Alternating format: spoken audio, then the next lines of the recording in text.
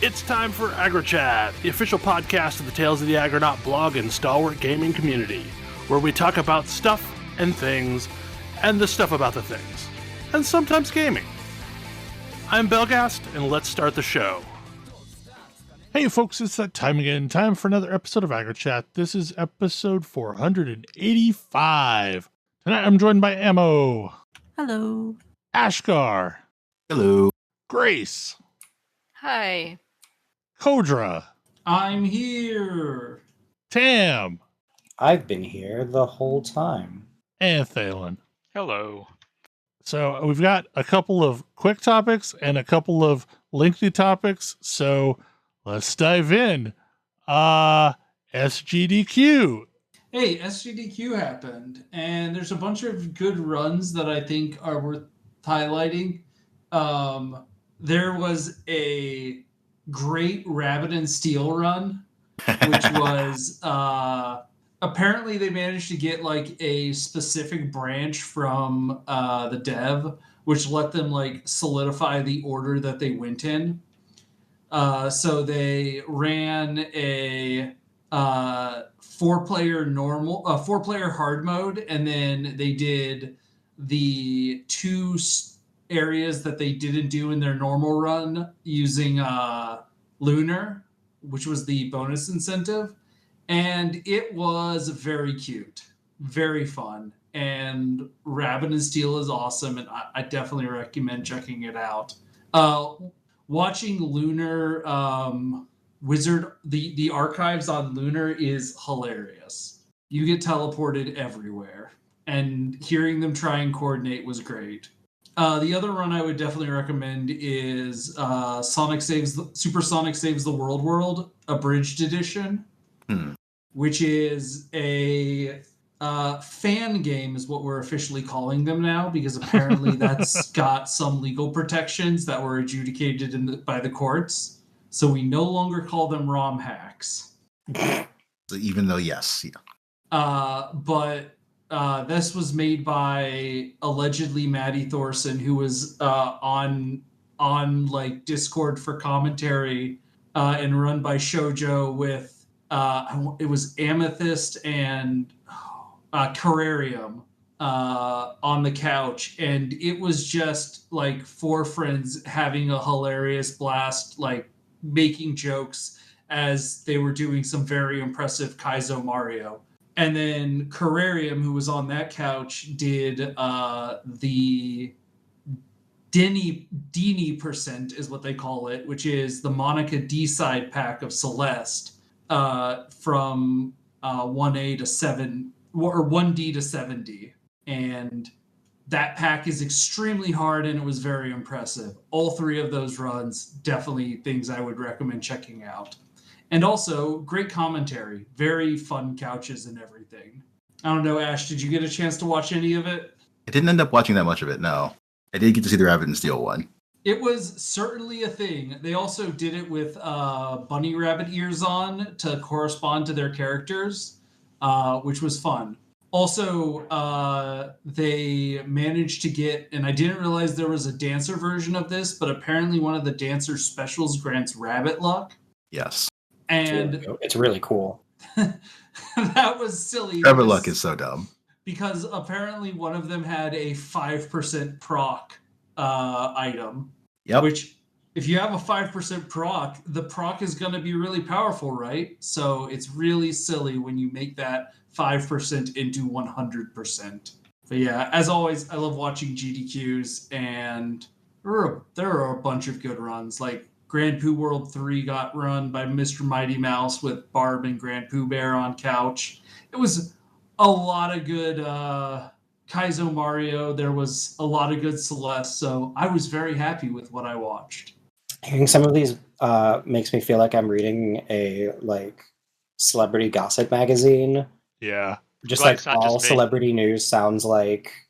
Yeah, I'm not, Like, I not don't sure know. if it's a gossip mag or I'm having a stroke, but the thing is like GDQ is so pure though. Like it's GDQ is great. everything that I've ever watched is just a great fun time where everybody's having a blast. Yeah, I like it is. it's very interesting, I guess, from my perspective, because at some point it's also like a big celebration of a lot of the personalities that I watch on Twitch, like or YouTube when I consume those videos. But yeah, like especially in the fan game mod scene, there is a bit of like a bunch of a celebration of certain sub communities coming together.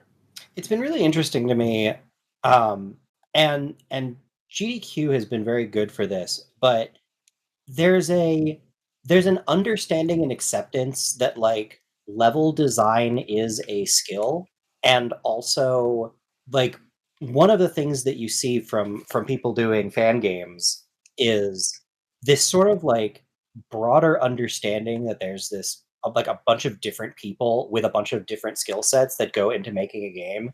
Because like one of the things I've always thought is really cool about people doing people doing Kaizo stuff or people doing whatever is like they're very quick to be like, look, none of this would be possible without the base game, which we can't make. And I think that there's for a long time there was a lot of like, oh, celebrity game dev stuff feels unapproachable, inaccessible, whatever. But like it's really that there's whole teams doing this, and it's cool to see like an accessible way to like showcase that. So Because there's incredible level designers in the like the Kaizo space, many of whom dabble in like systems design because they get really creative. Yeah, I was gonna say one of the really there is a Kaizo relay race that they do, and they talked about how like the team was 57 people working on like these 8 levels, and they had like the sort of like organizer of the map pack on commentary, so they were always like able to talk to, hey, this person was doing this thing and this person did this thing, and like that little bit was added by this person, and like trying to show this is a big collaborative effort here. Like this is not just one person developing this.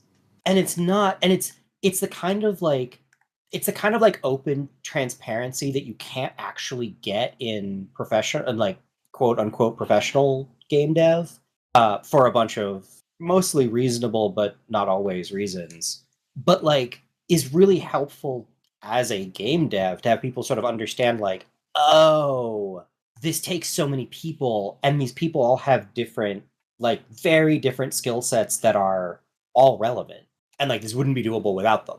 It's also, so one of the, like, again, with the EXOK team, like Kevin Regami, who is like the audio designer, works for a company called Power Up Audio and does all their audio design, also is like one of their biggest like QA testers, because he's very good at high skilled gameplay, and so is sort of like their high end QE person trying to like stress test systems. So it also gets to show like how just because you're the audio designer doesn't mean that's like the totality of who you are when you're like on a project like this. Yeah, which is true in at the professional level too. Yeah. It's often hard to like credits don't really say that. It's one of those things where there's always so much discussion about like who is a dev, who counts as a dev. It's like everybody. Yeah. And it's cool to see something that kind of lets that get showcased, because it's probably not happening from like yet. Yes. One of the things I've always go ahead.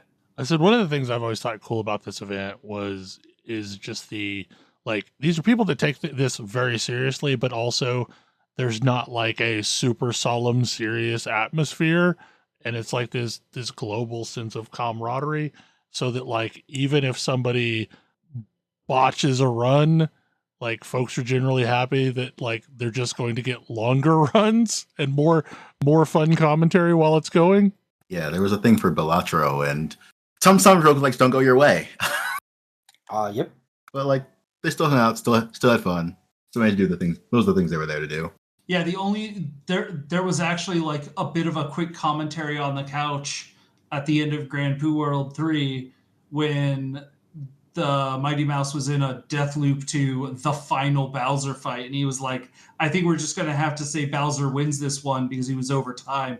And they were like, no, do one, like, let's do at least one more attempt. And he got it on the last attempt, and it was just a big celebratory moment. But like, that was the only reason that they were even thinking about giving up on the run was, hey, we have a schedule to keep.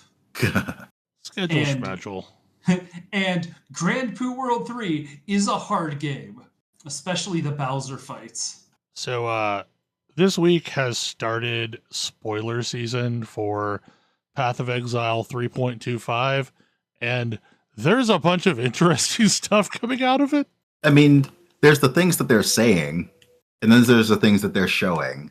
Right. And they're Those not are the often same different things. Yeah. All the dead totems.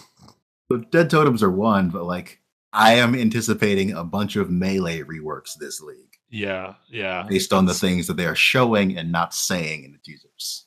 I mean, the physical damage and the armor rework, like, I'm kind of hoping armor will be a more viable option, and maybe they'll nerf, like, converting damage taken as. I mean, we'll see on that one. I think that would be good because there is not enough sources of convert damage taken as.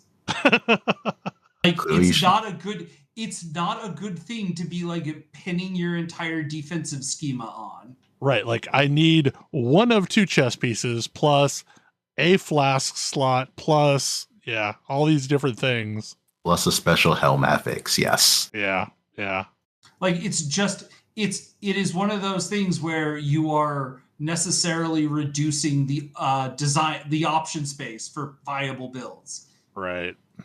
Oh boy. So, like, in things that they have shown but not said, we've seen some, I don't know if it's new bases specifically or just buffs to defenses on old bases, which would be nice. Last Epoch has, the items on your base actually matter. Oh boy, do they. And, like, that's kind of not true in Path of Exile nearly as much. It really isn't in Path of Exile.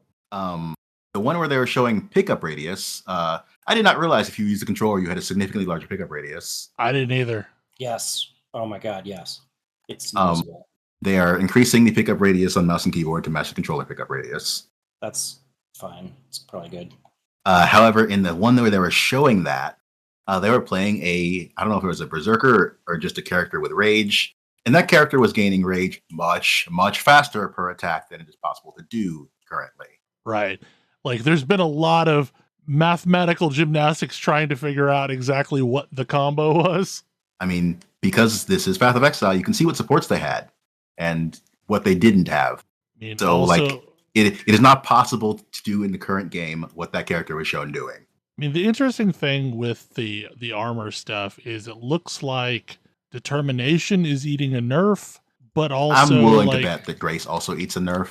Yeah, like, but it looks like base armor is going to be giving you more armor because of the way quality is being changed.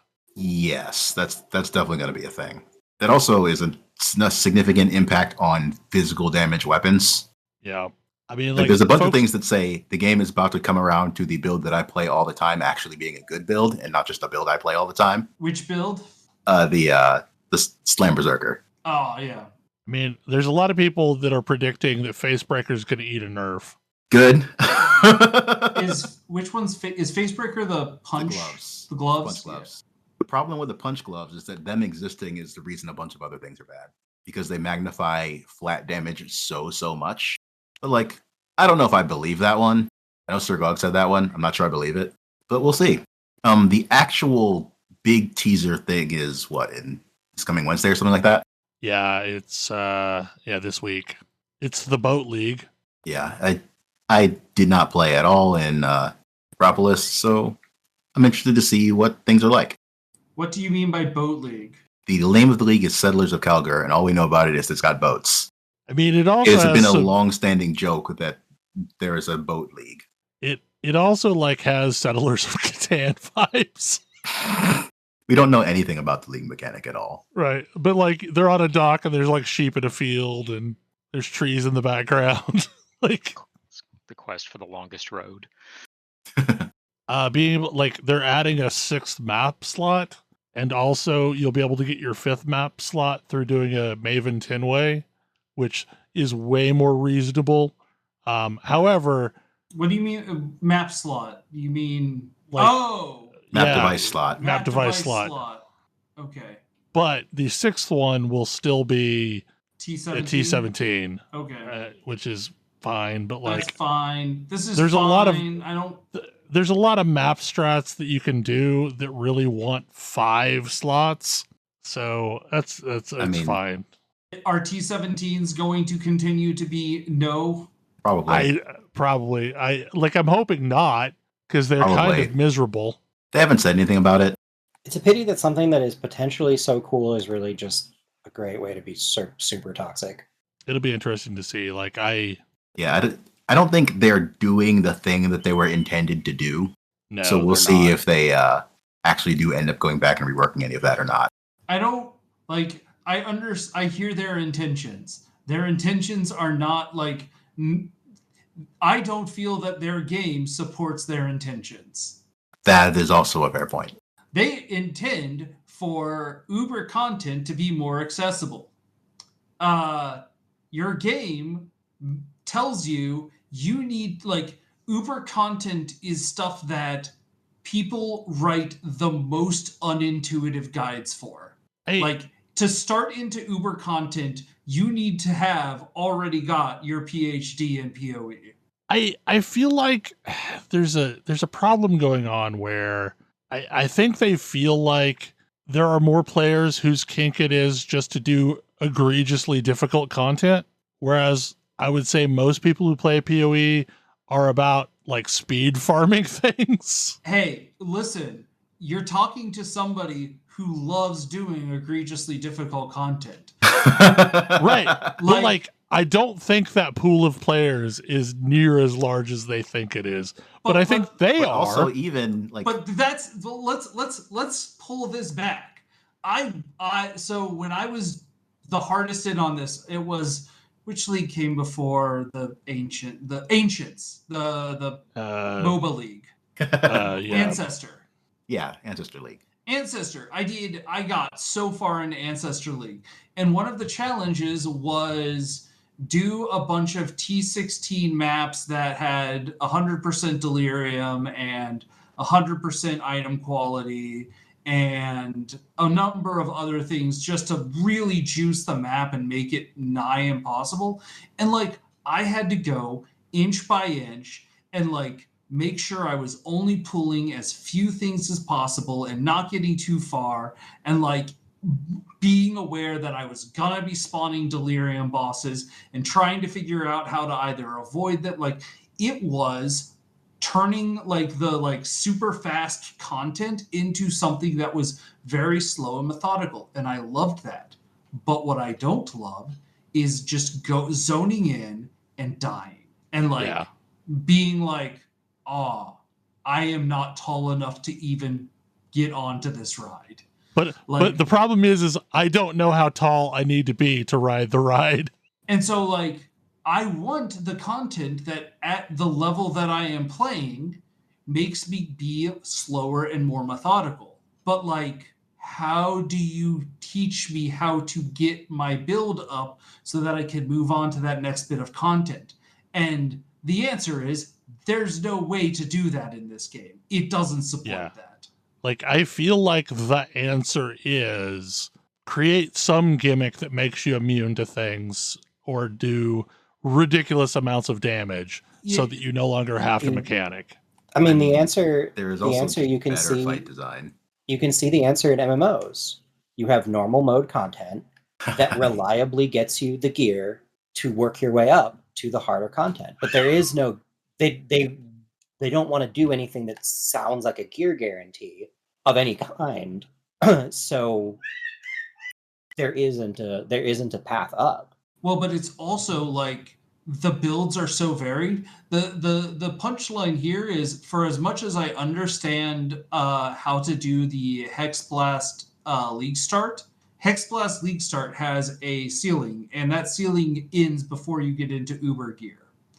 The way you actually take Hexblast is you have to reconfigure the entire build into something else that is so complicated, I don't actually understand how it works or how to get to it. Like, I don't have the PhD in PoE to understand how to take my League Start build and turn it into a build that has the damage needed to do Uber content. But it's like, this is the build that you need to sink 300 divs into. Yeah. You're expected to use build A to farm the currency to buy build B. Yeah, and build B is completely unintuitive. But like back to the original thing that you mentioned with like damage shifting as a problem. Like there's so many things that narrow the scope of, oh, well, if you're going to do this, you need these so many super rare items. Mm-hmm. Like you need a Progenesis, you need a, you know, Mage Blood, you need a whatever it is. Like there's like all of the top builds run a lot of same gear pieces. Mm-hmm.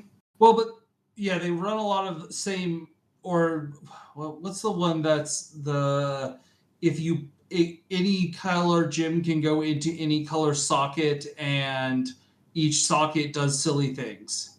Is that Diala's Machination? Diala's, yeah. Diala's Malefaction. Diala's Malefaction.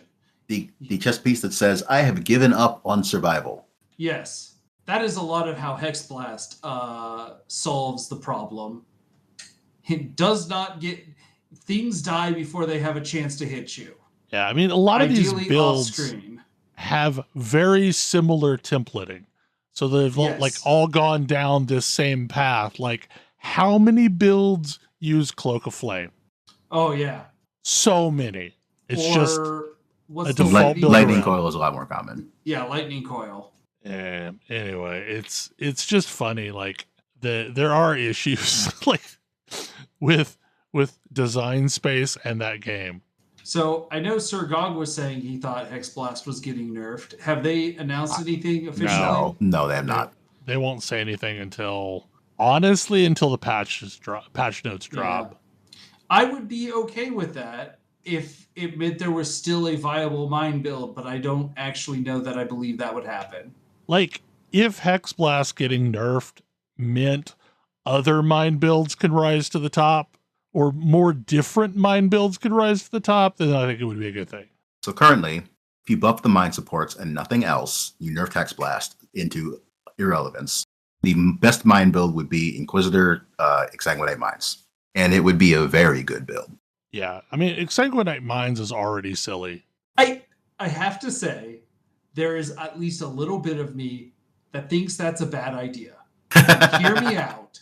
If you're going to tell me the best build to play mines with is not the class that is designed to play mines. Yeah, no, that's the thing. That's a problem.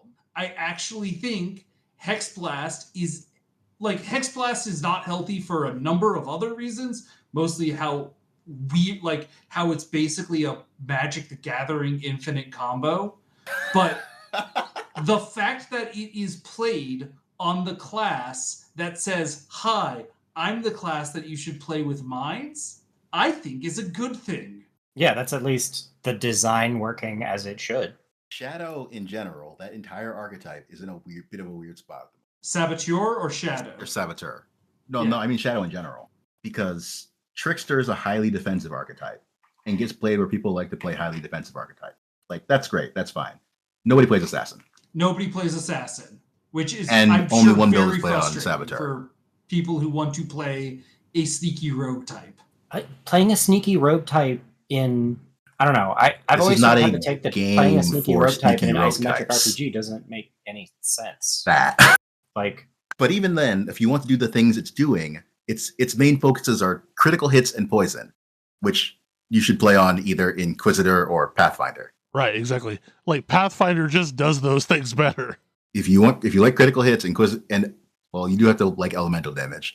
Inquisitor is kind of hard to beat. Like, there's an ascendancy imbalance right now. It's huge. It got better when they nerfed Tornado Shot and Deadeye stopped being a thing. Well, Deadeye didn't really stop being a thing. I'm lying if I say Deadeye stopped being a thing. Like Deadeye is just now playing Elemental Hit of the Spectrum because like Yes. that's what I ran a bow build as this league, and it's really good. But yeah, like I will say, I think it's you want to have your premier minds to be on Saboteur. That should be the goal. Or else Yeah. why does this thing exist? There's a certain amount of like you can be very proud of yourself about the freedom of your builds, but at some point you do need to like put your foot down and draw a line and be like, yes, and this build is specifically good for this thing. If it's not, that means that it's outside of our like design space. We should fix that. I mean, yeah, like traps right now, traps are bad because they nerfed traps on Saboteur, so traps became bad. There is a frost trap build that is actually on Assassin, believe it or not, but that's a one-shotting Uber bosses type build. That's not a build you do anything else on. I would love to see one of the non-mine support builds become good enough. Like Stormblast and or Pyro, whatever. Stormblast and or Pyroclast, yes. Or Icicle Mine. Yeah. I mean, of those, Pyroclast is the only one I think has even a remotely chance at the moment. Well, this might be an opportunity to rework things. I have played Icicle Mine while leveling, but I could not see playing Icicle Mine past, like, basically when you get Pyroclast Mine, because it's just so much better in basically every way. Right. More so, it just feels better. I mean, it scales on exactly the same things, just better. Anyway, we'll probably talk more about this next week when we actually have information. Another thing that happened this week is that the Last Epoch cycle started on, I don't remember what day. Tuesday? Oh I think man, it was Tuesday. So I knew we had I knew that the first like season of Last Epoch was going to be the like, hey, what does this game look like on the regular? I am here to tell you that I think Last Epoch has the sauce. This patch is awesome. Like, they have cleaned up so many little things while also making a bunch of stuff that wasn't previously possible and making stuff that was already there more interesting. Like, I'm gonna be honest, I think the starting league mechanic, season mechanic, whatever you want to call it, was garbage. Like, I mean, there basically wasn't one. It was get those wizards that drop weird items. Oh yeah, that was in way before launch. Really, the main thing that came in with the league was Circle of Fortune and Merchant's Guild. Well, sure, but I think of that more like I think of launch as the first season. Okay. The new seasonal mechanic is is Nemesis. Is this Nemesis concept? Harbinger, I think. I think they call it Nemesis. Yeah. The individual bosses that I think you find later in the monoliths are harbingers. Gotcha. The thing that you fiddle with the gear is Nemesis. But it's a push your luck for loot mechanic. And it's great. But it's also kind of a crafting mechanic. I don't know if I go that far. Well, so like I mean, it is eventually.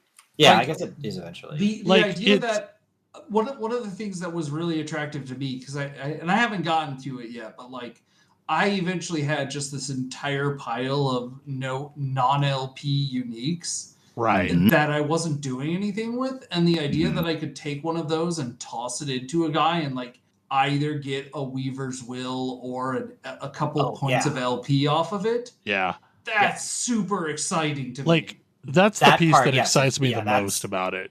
Yeah, that part I'm psyched about. Like, I haven't gotten to that part in the league yet, or in the season, or I don't know what they're calling them. Cycle. Cycle. But just as far as I've gotten, it's absolutely awesome.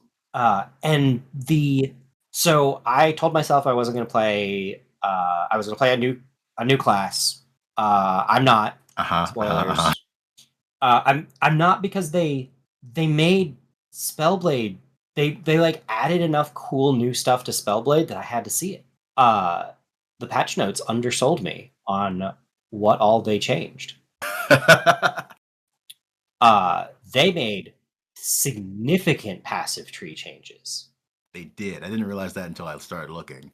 They didn't call it out in the patch notes. They didn't call it out in the patch notes. They talked about this in some of the early like super in-crowd discussion of adding in some of the functionality that they've made in their newer class designs in the older talents, so that they've got breakpoints and things like that that give you like the more you sink into an ability, the better it gets. Yeah. So the Druid passive tree did not change very much at all. It didn't need to. The Beastmaster passive tree changed a ton. I haven't looked at the Rune guy passive tree. The Sorcerer passive tree changed a ton and needed to. The Spellblade passive tree changed way more than I expected. As did the base Mage talent tree. So Spellblade comes online before you get Spellblade. I did notice that they put percent chance to cast Ice Frost Claw like directly into the tree. Oh, that's amazing. Yeah, like Yes. percent chance to cast Frost Claw on melee hit is in the just Mage tree. It's also still in the Frostclaw tree. Yeah, I do know Nice. it's also... Yeah, no, that's going to happen all the time. So let me tell you, I've got a Spellblade. It's doing that thing, because that thing rules.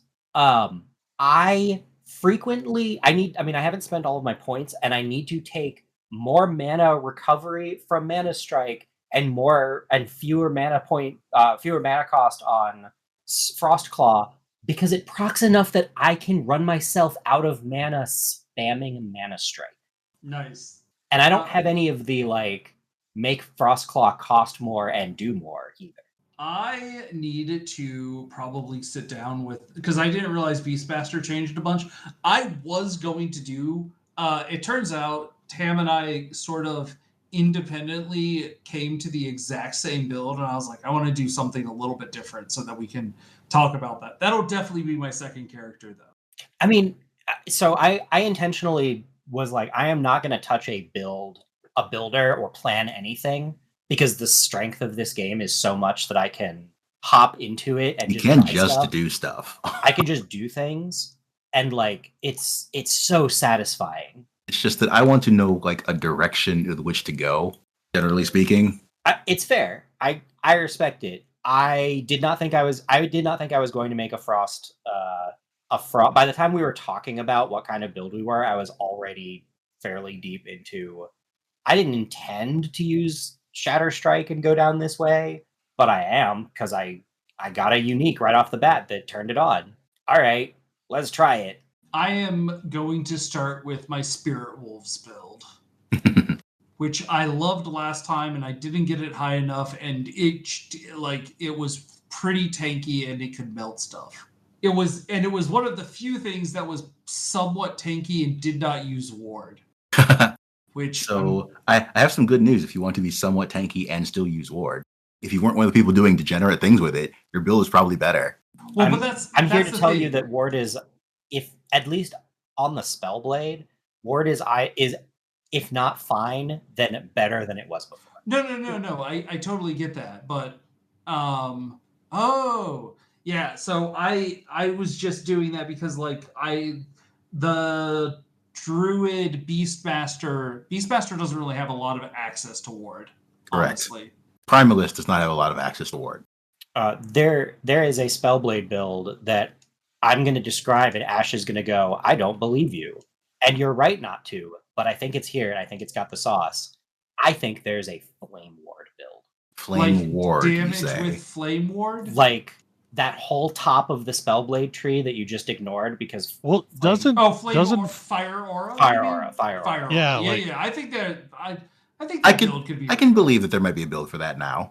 Yeah, I think there is. I think there are, in fact, people trying to build around that ability right now to create kind of a righteous, fiery kind of thing. Because currently what I'm doing with it is I'm turning it to cold. Yeah. And it's really strong. I was kicking around a bunch of ideas, and I kind of wanted to revisit the Flame Warpath build that I made towards the end of the league to see if I could improve upon it by changing some things. And before level 10, I got a Firestarter's Torch. So clearly the game wants me to do that. So my thought was probably going to start with Beastmaster this time, playing the cat plus dogs build. But then it was somebody pointed out that there is a new weapon that allows you to have raptors up to your companion. Yup. Oh, what? And it's like, You we're going to have have to 5 try of this. them. Oh. I mean, you can have 6, but you have to waste an ability to get 6. And Yeah, it's that's not going to worth happen. it. I'm not going to put points into wolves just to get another raptor. Really, I'm going to have 4 of them because I'm also going to have a cat. Okay. But even then, like, the raptor is dumb. Like, I've tried to use it as a solo pet. It's quite good. I think And while Bleed this, Raptors while is this weapon gonna be does really make it strong. do less damage, like, it's 4 of them. Like, come on. Like, are you going Bleed Raptors or are you going something else? Still like physical crit mostly. It sounds I guess it could be extremely bleed. fun. It's really fun. Like I'm having as much fun now as I did when we first started playing, which I mean, I've talked about how I almost never play games again. And so I sort of expected to not be that into it, but man, I'm having as much fun as I did when I started, and it's like fancier fun in that I'm just getting more progressed sooner. I really like basically every design decision they've made feels like a banger. I mean, I've definitely been enjoying what I've played so far. I'm lagging a bit behind, but I've gone back to my necromancer roots, running around with a nice little zoo, and it's great. Everything feels really smooth. The other thing that I wanted to point out is that they have upped their MTX game, Yes. and I am very happy about that. Have they? I haven't even looked. I haven't looked. I Because their game was previously not great. Yeah, they Yeah. definitely took some time and upped their game there, and now I am like a deep one with like an anglerfish hat, and Nice. yeah, like it's significantly improved. And it I makes gotta me look happy. at this. Yeah, like there's a $40 pack that gives you like 3 different sets of MTX, and they're all kind of great. Like there's one that looks like the I Forgotten had just Knight. looked in, I thought I was just looking in the store. There's like a packs that are worth it. Yeah. Mhm. Yeah. I want to take a look. The thing I love about the Forgotten Knight faction is like the knight was originally going to be a female character, and then they threw that character into the end of time, and you've been interacting with them for ages, but now they've turned that character into a proper NPC with a faction and like a story, and they're kind of this game's Xana. Yeah, like we encountered them a bunch. They make snarky comments at us. It's really cool. I like that character. I was super late getting started. Today was the first day I played any, and I've already crafted what looks to be a wildly overpowered weapon for a build that I don't know what this is going to be. I mean, not weapon, piece of armor. I will say, like, the break bars are annoying me, but I mean, like Ash said, this was always something that was behind the scenes, but we're now just able to see what it is. It's better that we can see it. Yeah, it feels much better to me than just having it randomly stall out at times and you don't know why. Yeah, like I know what is happening in a fight in a way that I didn't feel like I did previously. And it also means that bosses don't feel like big health. They don't feel as much like big buckets of hit points, even if they are. Previously, they got invisible damage reduction based on how fast you were killing them. So yeah, and this just not feels visible. better. Like the goal was to make boss fights take roughly the same amount of time, regardless of your DPS, which I think is an interesting goal. But it didn't work.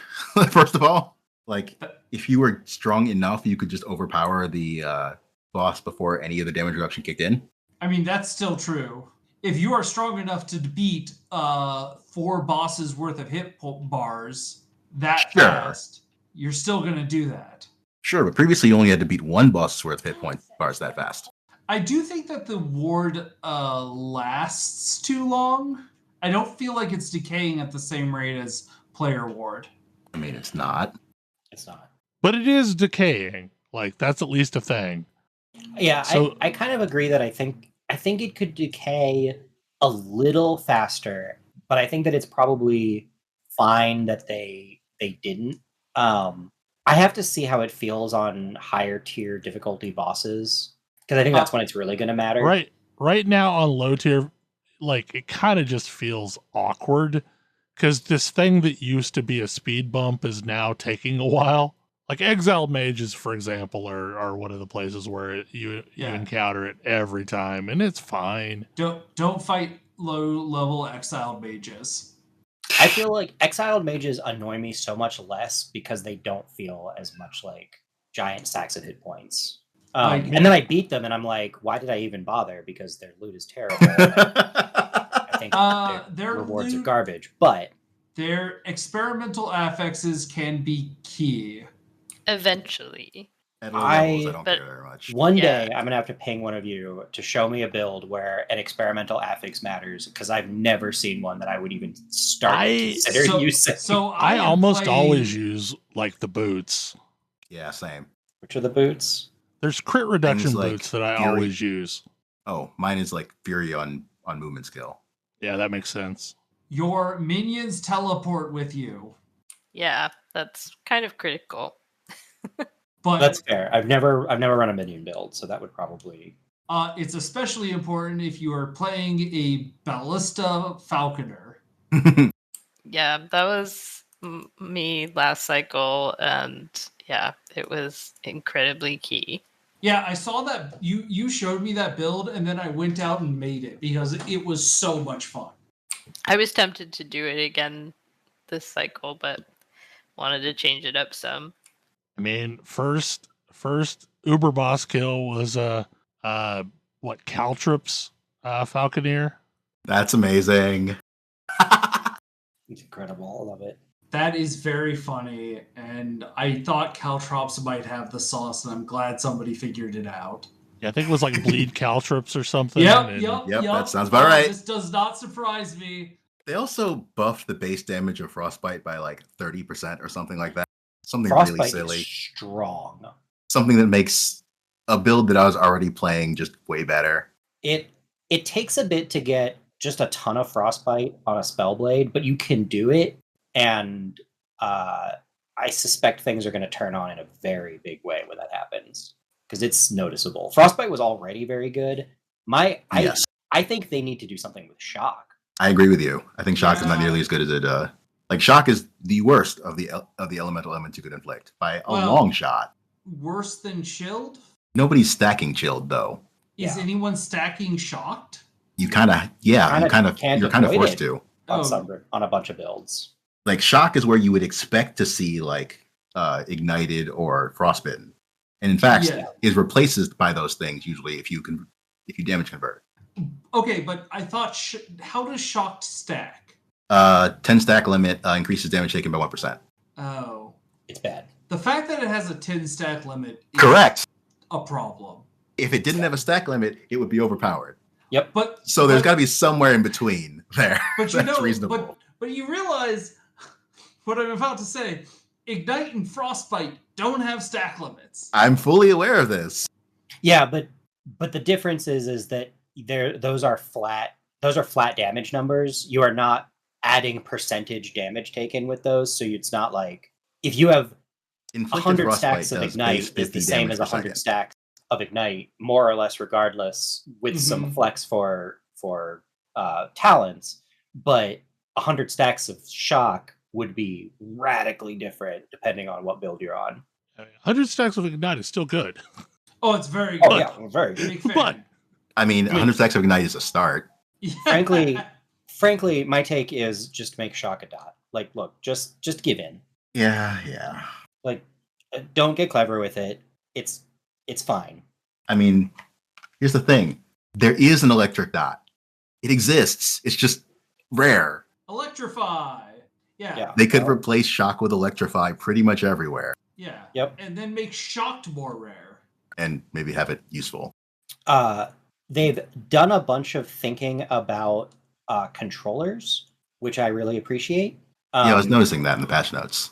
They I I think one of the most notable ones is Frostclaw. Like, Frostclaw is good on a controller now. Does that mean you can shoot past enemies now? No, it aims slightly past the enemy that it thinks it's shooting at, and it has an AoE now, baseline. But it had an AoE baseline before. It has an AoE you could that ditch actually it for, hits things. Yeah, it did before. You could ditch it for one of the talents, which now causes it to lose the area tag appropriately. Yeah. But yeah, it's a thing. But it's just dramatically more usable and good than it was before, which helps a lot when you're trying to unlock when you're proccing it constantly. I still could not tell you what the difference between that one ranged mana strike auto targeting node versus not on a controller is. I feel like on a controller, there wouldn't be a difference. I could not tell you what the difference is, if it even exists. It's probably a point I could free up. I need to get my loot filters back online for this game. I had to turn off my loot filter so that I could see loot.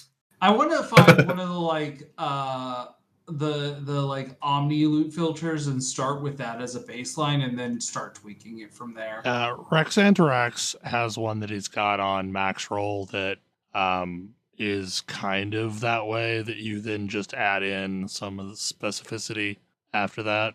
Yeah, I might go download that. Yeah, that's fair. Somebody's probably come up with a good version. Yeah, I'm running the one I built myself last league for a similar build to what I'm playing, so are you guys still going Circle of Fortune? I am absolutely going Circle of Fortune. Yeah. There's no reason for me to ever go market board. I will be honest, by the middle of last league, I was kind of regretting that I didn't go market board. You could have swapped. I was regretting more the idea of trying to level up to another market board. Yeah. So I'm going to try Bazaar this time and see how it feels. Okay. Supposedly they've made leveling faster in both. Have they? They've added additional levels. So I think it goes to 12 now instead of 10. But getting to 12 is similar to getting to 8 last league. Leveling in general feels smoother and faster, and it already felt decently good. But I definitely noticed the first 20 levels or so, things come online a lot faster, and places that I remember being kind of slow or, at least a speed bump are just not. Biggest thing that I've noticed is I know they said this in the patch notes, but movement of Warpath is so much smoother than it was. Movement abilities in general are so much smoother than they were. And movement abilities are so much less they would required than they used to be. And you have a dodge now. That dodge is great. The dodge is way longer range than I thought it would be. Yeah. I expected it to be kind of just a shrug out of combat. It's a significant roll. I've genuinely considered not running teleport on a mage. And I can't believe I'm saying those words. I'm just I'm happy for the dodge roll because it will make playing as a Spriggan not just complete pain. Yes. Yeah. Or honestly, Necro. In Necro, you had to do some stupid stuff so that you could have some way of getting out of AoEs. I mean, you teleport Are you with still your doing mages, teleport mages? and Yeah. it's kind of fun. But I also like that apparently there's some items that just replace your dodge with something else, and I'm interested to kind of see what some of those things are. I know Bel got one of those that replaces your dodge with Terrify, but gives you swiftness. So you just have swiftness all the time. I'm excited that I don't have to decide if Surge is going to be used to escape or fight, because I want to use Surge to fight. Well, a lot of the reason why I was running with a shield and running shield charge previously was that it was a better move to a specific spot on the screen ability, but I actually like lunge better. I like lunge because it is a good way of engaging, and I can use it for engaging still, but also have a way to get out of stuff if I need to go away from mobs. Yeah, it's such a quality of life boost And it also makes, I think it's a big part of what makes the early game feel smoother is that you can just dodge off the bat. So like even just running around, you're like, oh, move a little faster. It's fine. Well, and like the other thing about the early game is like Nemesis system gives you access to some pretty cracked gear way earlier than you ever could have previously. Oh yeah, also true. And you kind of know what you're getting into. Like I'm pretty sure I'm about to get a particular chess piece that I recognize because I know what the icon is. I can't remember the name of it, but They usually tell you what all of the uniques are. You can hover over the uniques and know what they are. oh, can you? I can't on controller, or I didn't figure out how on controller. I think I did it on controller. There should be some key on controller that is maybe your compare key, and you can hit that and it'll pop it up. Oh, okay, yeah. The other piece of this is that because they added the dodge, it feels like they went back to a lot of boss type creatures and made them more interesting. Like there are some bosses that are using abilities that I don't ever remember seeing before. And like that's cool. It makes these like low level story bosses feel a little bit more interactive and interesting. But yeah, this has become like I'm here for this. I really am enjoying this patch. I'll be back each cycle in a way that I haven't really done with this kind of game before. If this is what I can expect, because it's really cool. Like if this represents what a cycle is going to change, like that's pretty huge. Yeah. I mean, that's always been the part of Path of Exile that I really enjoyed the most, is that each league is really detailed, and whether or not it's your thing, that may or may not be, but like there's definitely a lot going on in a league. Yeah. And it's felt a lot like Path of Exile leagues. They're doing a lot, but like you have to be so tall to appreciate it. Right. And Yeah. this is like I could appreciate this from level 4. And I don't know if they will always have baseline upgrades like this. Like I think they'll reach a point where they're running out of baseline improvements, and a lot of what you see is top half improvements. But so long as they keep balancing things that didn't work last league or last whatever cycle, I keep wanting to call it a league. Yeah. That's fine, really. And then half the time I want to call a league a season. So like it's just definitely looks like it's going to be a good seasonal mechanic this time around. I don't know that I will actually get to the Uber bosses. I've watched the Uber boss fight. I don't know if it's that interesting to me, but I am looking forward to being able to better farm boss specific drops. So last week, Grace and I talked about some shenanigans we've been up to on a extremely low pop server, and have re-rolled brand new characters in Final Fantasy XIV. And what was it? Was it yesterday that we wrapped up the main ARR story? Yeah, I think that's right. It's been wild going back through that content, because there's things that I didn't necessarily understand at the time that I now understand better because of having played through all this. Like the number of times you see meteors falling. Mhm. And I don't know if this was always the case or if this is just in the, I guess I should say, before we get any further, if you're listening, there will probably be spoilers for Through Endwalker. Definitely you've been warned. Shadowbringers. Mhm.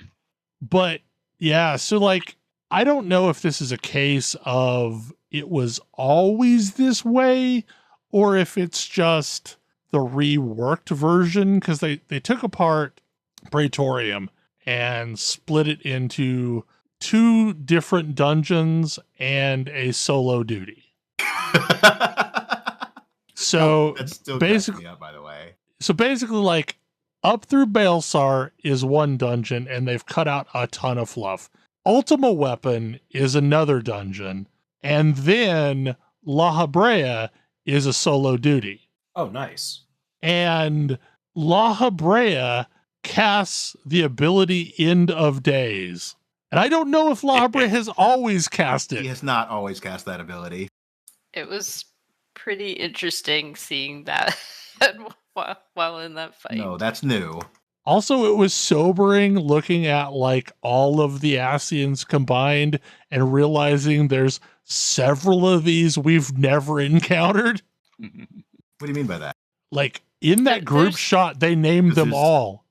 Yeah, there's a cutscene with a pretty big crowd of Asians.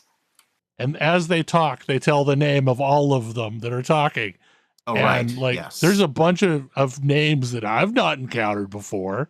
Those names were all from FF12. I remember that when it was current. Like there's just all these little moments. Like, okay, so thing that I did not understand at the time. Why our Magitech armor has a mind of its own. Partially because going into this, I had no clue what a mammoth was. I didn't play Final Fantasy XI. We were getting some techno babble item. Okay, sure. What was? A mammoth. I think you have seen yeah. a lot if you've done Goldsmith quests. Right. But now I know what mammoths are. However, when we did this content the first time, I had no clue. I didn't realize that we've basically turned our Magitech armor into a mammoth. No wonder it's friendly. And it made me so much more sad when when it broke down.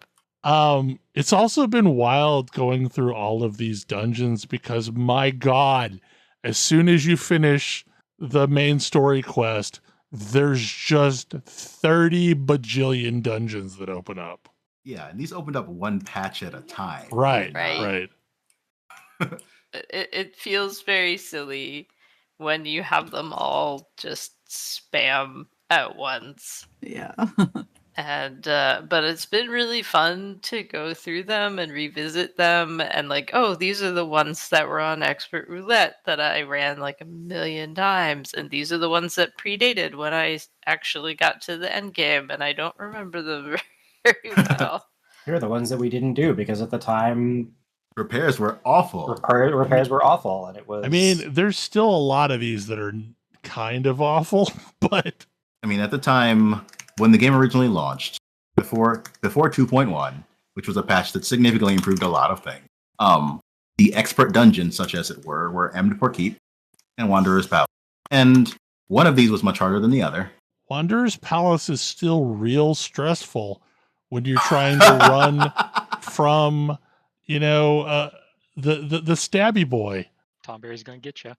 Yeah, it's still real stressful. And what's been interesting though is like we're doing all this content, and while technically our level is over leveled, like I will probably ding 70, maybe 75 before we finish the ARR post content. Like without I'm a doubt. 61, and that is because I also have a level 50 plus white mage and bard. And That's I'm the only reason why I'm 63 only plus. 61 on my scholar. But the problem is like we're in level 50 gear doing stuff that's scaling us down to level 50. So like this is the most really real we've done this content in eons. And we're sort of being forced into that because of the fact that we're on a very low pop server. And so while normally if we were on Cactuar, I would hop over to the market board and buy my way out of some problems. Right? Like I should probably be wearing some level 60 gear when I'm level 61. But on this server that we're on, there just isn't anything on the market board. Yeah, there's nothing. And you can, and we have transferred temporarily to go snipe things off of a more populated server's market board, which thank goodness that exists.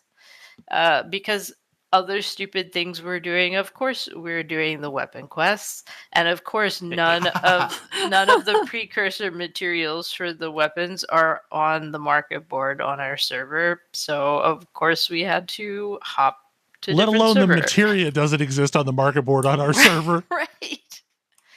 It's Wow. pretty grim. Ooh. I hadn't thought about that part. Well, on the plus Opportunity to just side, level up crafting and totally dominate the market. Well, I was going to say, on the plus side, when I hopped to buy my book, I bought an extra one and brought it back and listed it on the market board and recouped my losses. So, yeah, it's just very strange, but it is sort of forcing us to have this pseudo ARR experience. And yeah, it's just been It's really been entertaining. hilarious. We had our first really bad dungeon experience earlier today. Oh Uh-oh. man. So And it wasn't even that bad, but it was the worst that we've had through this whole exercise. yeah. So we had like we've been grouping almost exclusively with Vipers and Pictomancers. I'm not Right. surprised. Like that's just a thing right now. Like almost every single party we have is one Viper, one Pictomancer. And that's fine. Like I kind of hate Pictomancers right now, but I will stop hating them when they fix their damn enmity. Like I don't remember any other class behaving quite as wildly as this one does, because like I will have full like red orange squares showing I have full threat, and then I look away and they're like teal circles, which is the lowest threat, like I've not even touched something. I mean, Pictomancer can drop I could a say. lot of damage in a very short period of time. I do remember this because the Red Mage launch was very similar. Yeah, I don't remember that, but you know, I trust the Ash. It's so we're doing this dungeon and we have this Viper, and the Viper is like, "Am I lagging?" when we first logged in, and then runs ahead of the party in the middle of a pull, and like I try and save him, but he just keeps pulling more, and like we're what is essentially like 8 packs worth of mobs deep, and we can't survive. So he dies on the floor, and then he disconnects. Oh no! And then the game won't let me kick him. So I'm trying to kick him. And then he comes back and he does the same thing again. He comes in and runs like 3 or 4 rooms away from me. We don't even know where he's dead. Yeah, until we didn't get even like see you. like oh my god. like he's upstairs from us, like dead on a landing. And at this point, Grace is like, I'm not gonna res him. I mean, So he had, to be fair, like while we were clearing all the other stuff, he was up there dead. He had at least 2 or 3 minutes that he could have released and come help us kill shit, and did not. So I was not feeling particularly charitable when I got to the top of the steps and saw his corpse. And we were also doing just fine without him. So and we're talking on like we're on Discord during this, and we're like, okay, is this just a laggy person, or do they not know what they're doing, or are they just trolling? And like slowly the balance tilts towards, yeah, no, they're trolling. They're I was gonna say, absolutely that sounded trolling. like trolling. And like when Grace doesn't res and we continue on, he calls us all noobs and then leaves the party. At which point we get like an immediate fill, and Was the Viper or Phantomancer? no, it was a Viper. No, it was so the Viper is who left. We immediately got a ninja who was like, we Mentor told him ninja.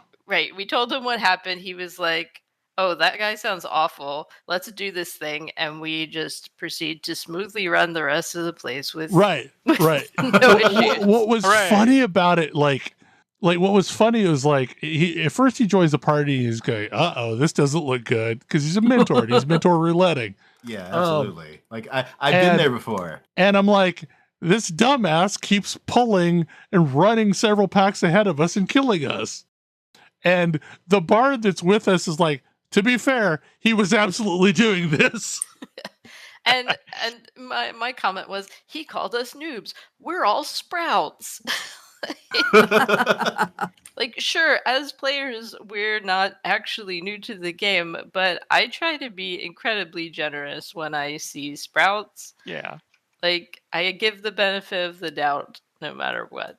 Well, that's the weird thing about this server is everyone is a sprout. This is a brand new server. So it's hard to tell if they're like us and have ancestral memory of this stuff or if they're really a sprout. I'm And like fake sprout on Mateus at the moment, so Yeah. I understand. Yeah, so like usually you can tell by their glam. If their glam's on point, they're It's not a true. real sprout.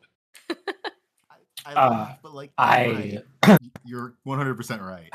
I have not talked about this previously, but because I have I don't really pay that close attention to a lot of dungeons, and so I frequently will forget dungeons if I haven't played in a while. I actually have a glamour plate that's like a bad glam that I specifically use Nice. when I come back. Oh That's my god, that's amazing. amazing. Because you get the little sprout icon. Yeah, you get the returner icon. The returner. Yeah, Like, oh, how precious. They don't know how to Exactly. wear gear.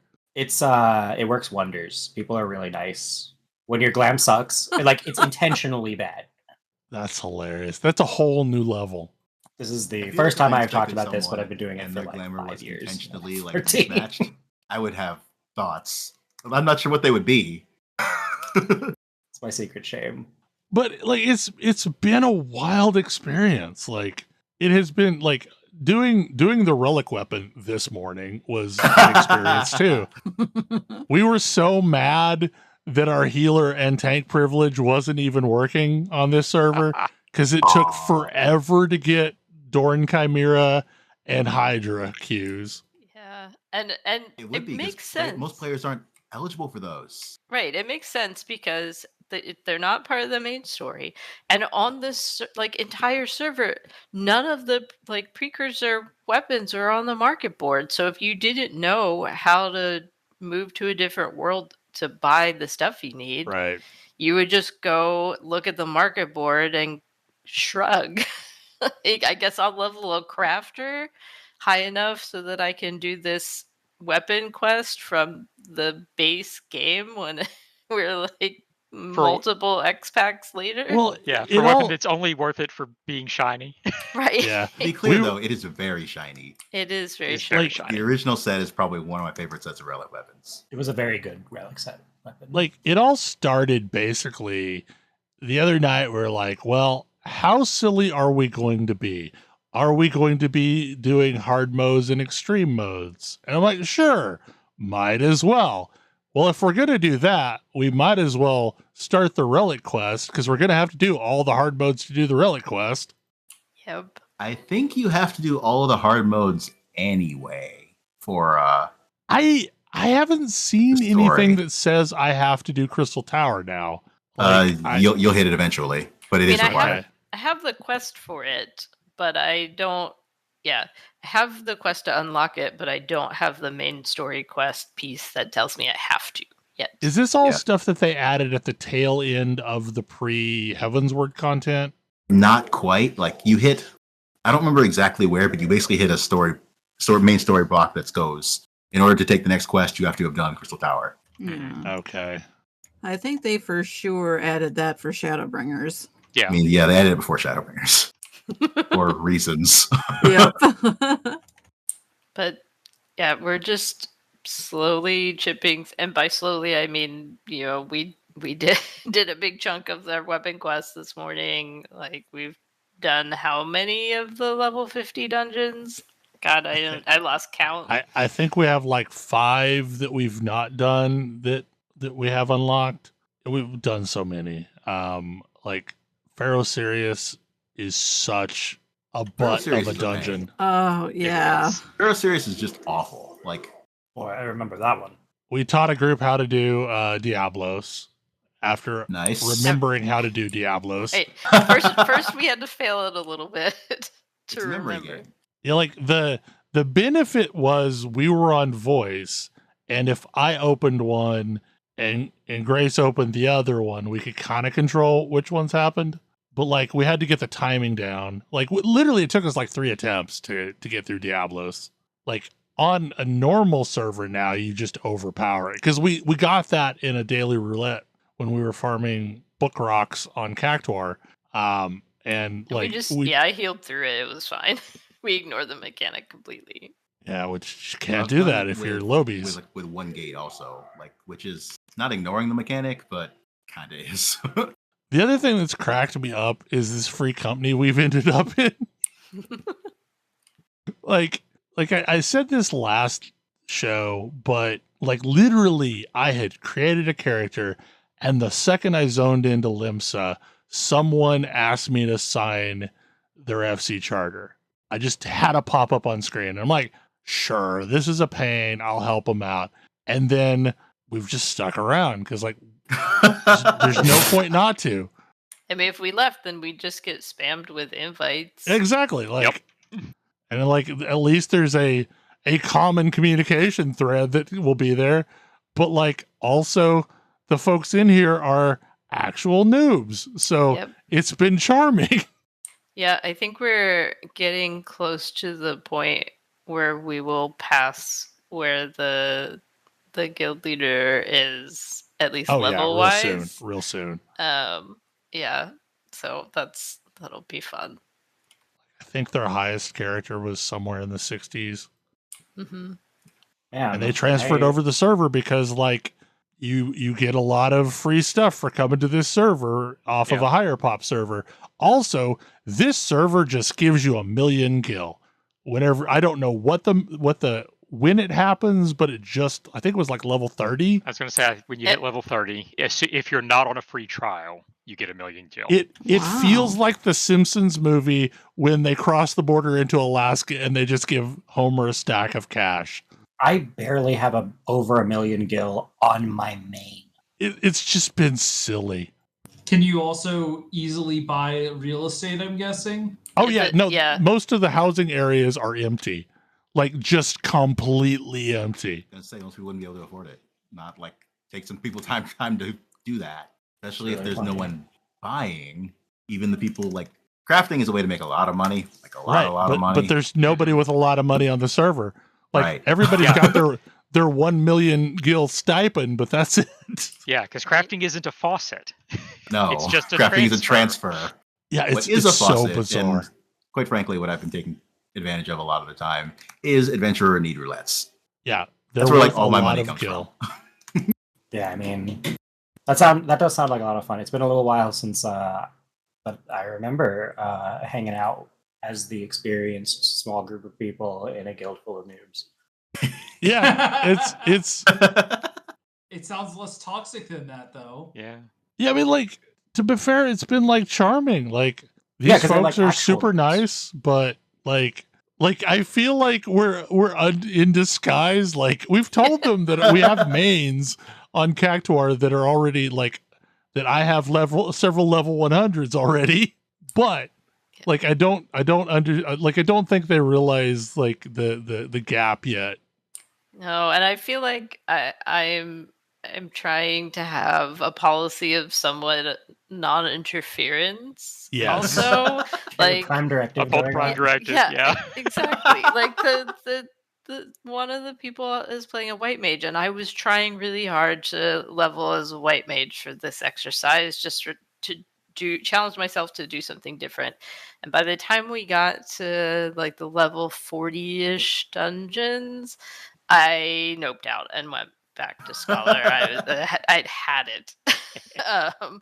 And so, but the guild leader was asking like, well, why did you stop playing white mage? I'm maining white mage. They said it was good for beginners. And I was like, yeah, it's really straightforward. You get like it is what it says on the tin. Like, it's fine. I just have been playing scholar for a really long time and just like it better, and didn't try to explain like all of the reasons why I preferred one over the other. It's just like, no, you play what you're playing and you figure it out. Or don't. Maybe that person really loves white mage. Well, right, like you might figure out you like it. You know, that's you don't also want to fine. You don't want to like definitely prefer white discourage mage scholar, so Maybe like, you'll it just really feels enjoy very casting Medica too.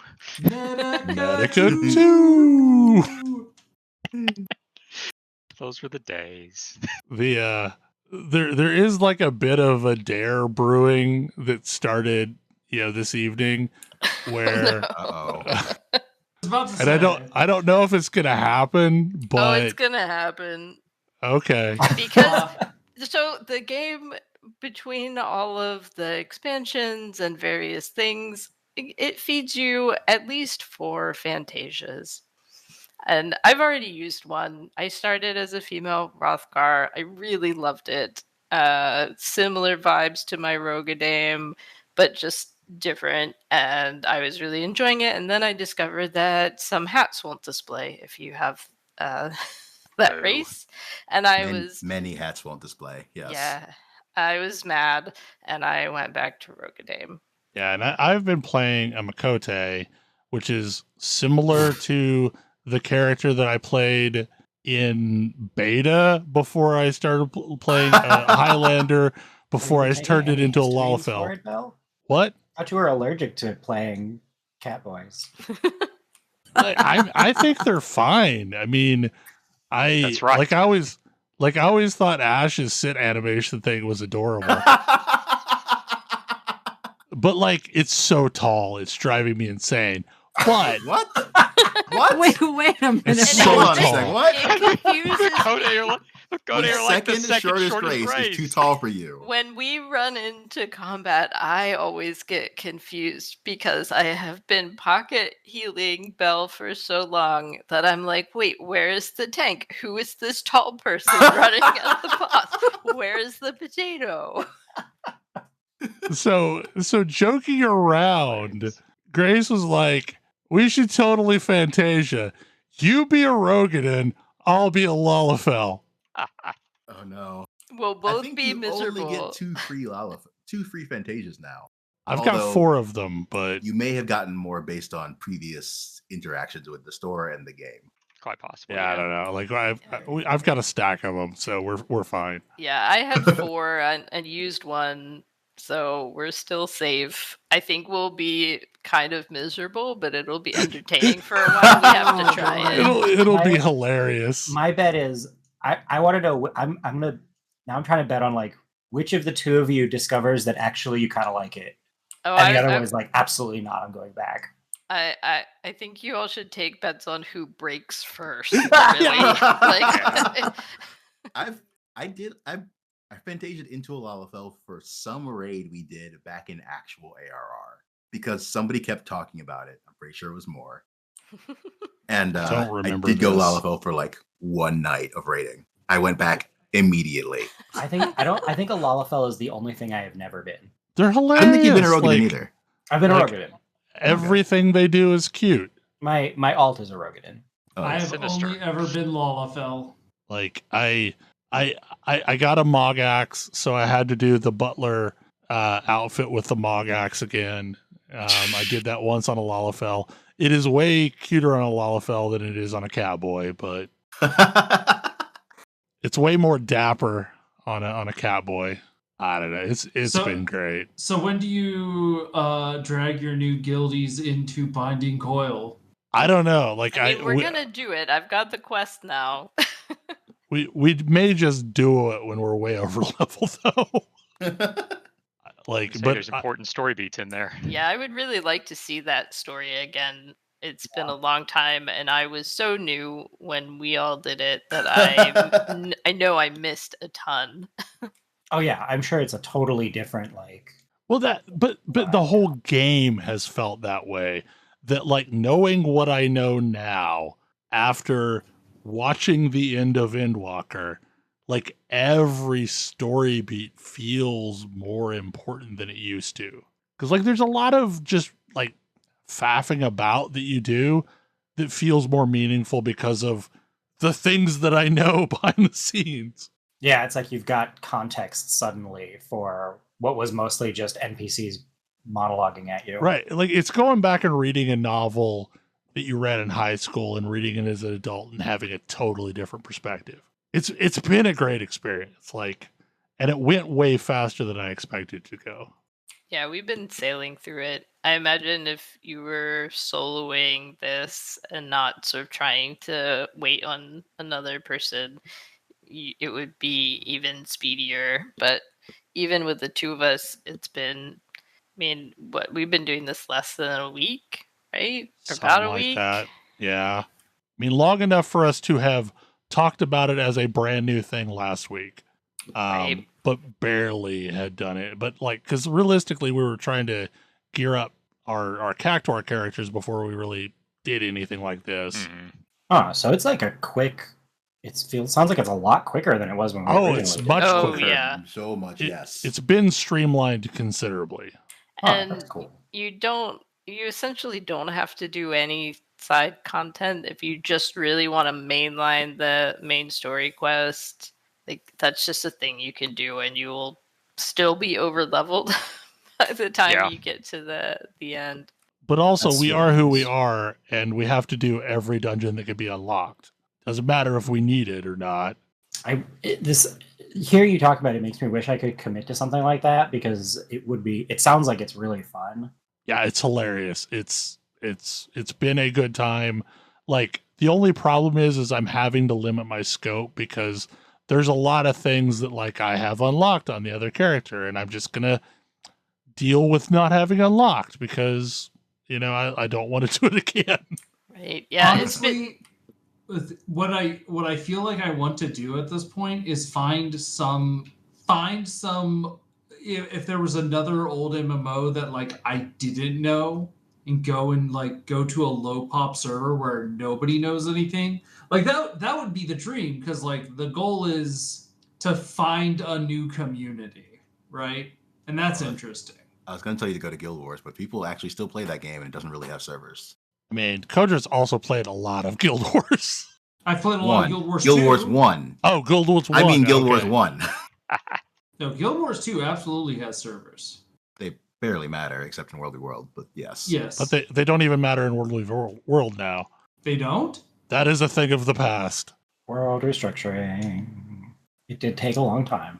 Yeah, like, I mean, in theory, you probably want a guild and put that as your World v. World guild, but also, like, I don't have one set, and I seem to just bip into random groupings all the time, and I don't understand how that's working, but I can still do the thing where I mostly lurk behind a party, and life is good.